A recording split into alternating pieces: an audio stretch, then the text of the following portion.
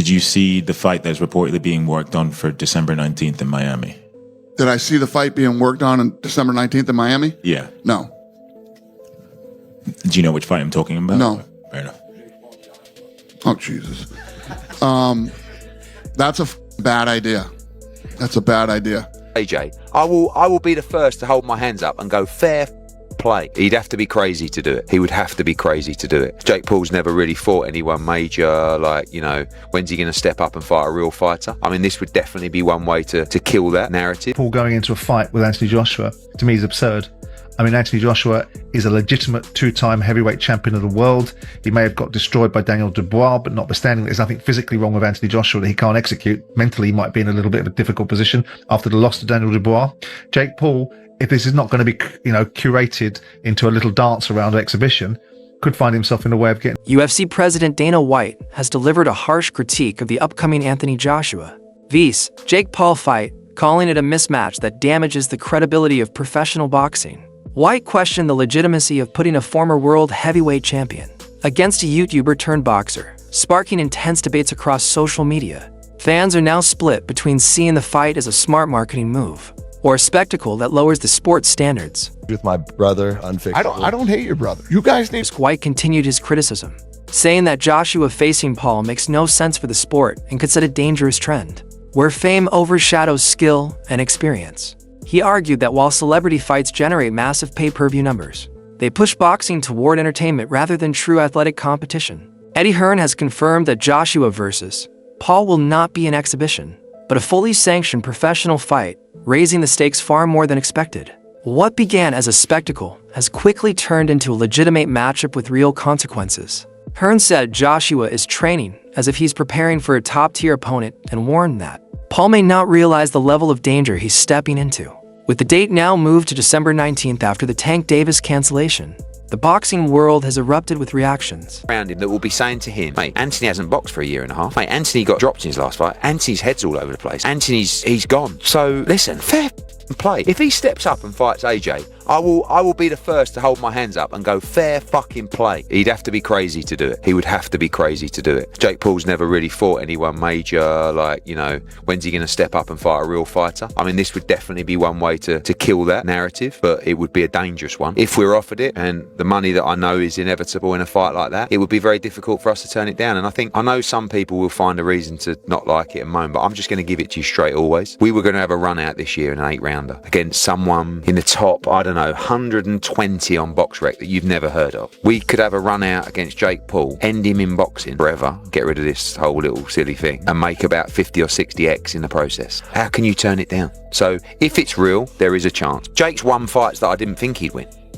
And Jake has got a lot better over the last couple of years. He ain't in Anthony Joshua's league, that's for sure. The only way this fight happens, if it's a fight, it's a sanctioned fight. I mean, ultimately, it's a cruiserweight stepping up to fight heavyweight. I mean, previously, what did you have? You had a lightweight fighting a cruiserweight, but that was an exhibition. This is no exhibition. This is the 10-ounce big boys, and this is a real fight. We've already really got our plans with Turki Al-Sheikh for 2026, which is ultimately to fight Tyson Fury, but also to have another fight in February. We got the phone call to say, look, obviously Gervonta's out. Would you be interested in December? And the only other options we had for December was to do an 8-rounder on a card somewhere, which I didn't even know was going to happen. So I said to Nikisa, if you're truthful about this, which he assures me Jake is, then it could happen. So let's live in the real world, yeah? And let's just, everybody stay calm and make logical business decisions. What would you do, right? And please don't give me the, yes, but you have to think about the legacy here. You can't eat legacy, and legacy is so important. By the way, he's an Olympic gold medalist, a 2-time world heavyweight champion. The legacy's okay. I wouldn't let him not take this fight. I would push him in the ring to take this fight. So if you want to blame someone,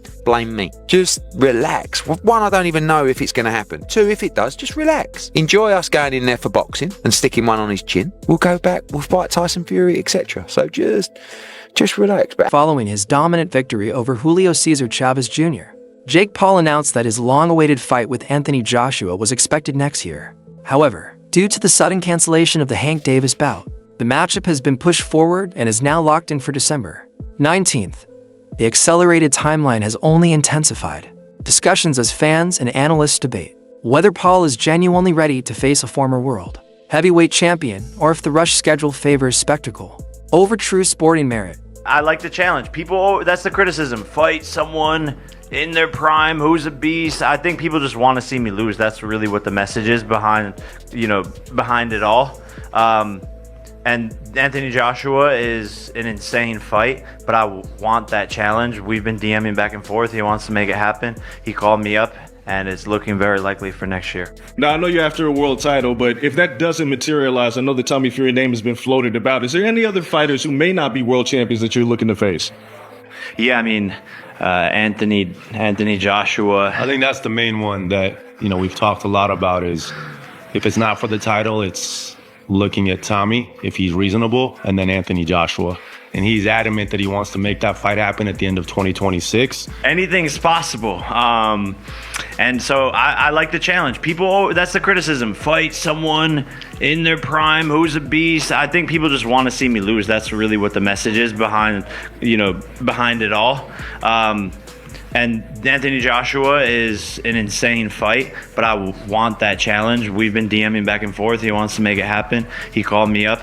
And because of an ongoing lawsuit and active investigation, Gervonta Davis's highly promoted exhibition fight with Jake Paul, originally set for November 14th, 2025, in Miami, has officially been canceled. Most Valuable Promotions confirmed that due to the seriousness of the situation, they will not proceed with the event under the current circumstances.